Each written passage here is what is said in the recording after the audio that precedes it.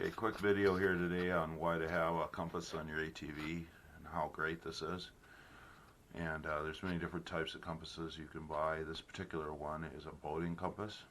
It's fairly high quality, right around the middle ground of quality. It originally came illuminated, but I disconnected the illumination line. There was just no way to hook it up. And this did come with a balancer, which is a little key thing where when you do have it set in a given location, you can balance out the natural electromagnetic interference from nearby metal, which is what I did, and you'll do that every direction to set this thing. So this is mostly important to me when I'm out riding ATV and metal detecting. All I can do, I can instantly look down and see my direction. Pretty handy. I strongly advise this as a custom ATV alteration.